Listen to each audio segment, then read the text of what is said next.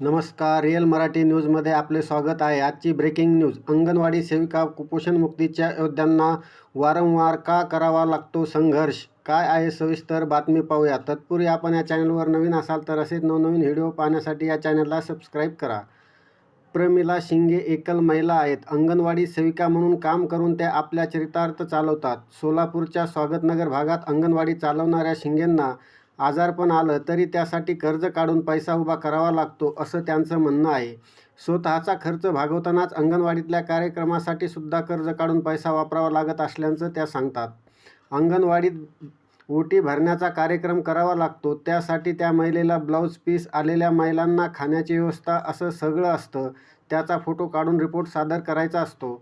आज साधे 2 किलो पोहे करायचे म्हटलं तरी त्याला ₹150 खर्च येतो. यासाठी सरकारकडून मिळतात ₹250. ते सुद्धा वेळेत मिळत नाहीत. महिन्याला असे 2 कार्यक्रम असतात. अशा वेळी मग 10,000चं मानधन कसं पुरं पडणार? म्हणून आम्ही सरकारला सांगतोय की वेतन लागू करा. वेतन लागू करा ही अंगणवाडी सेविकांच्या आंदोलनातली प्रमुख मागणी आहे. सुरुवातीला जेव्हा आंदोलन करायचो तेव्हा 1-2 दिवसात आमची मागणी पूर्ण व्हायची.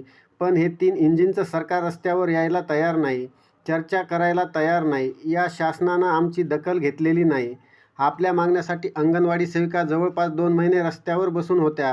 हे त्यांचं कितवं आंदोलन आहे हेही त्यांना मोजून सांगता येत नाही. इतक्या सातत्याने हा लढा सुरू आहे. गेली अनेक वर्षे मी आशा सेविका म्हणून काम करते. पण जी परिस्थिती जेव्हा तशीच आमची दुरवस्था आजही आहे. इतक्या वर्षामध्ये सरकार बदलली पण आमची परिस्थिती काही बदलली नाही.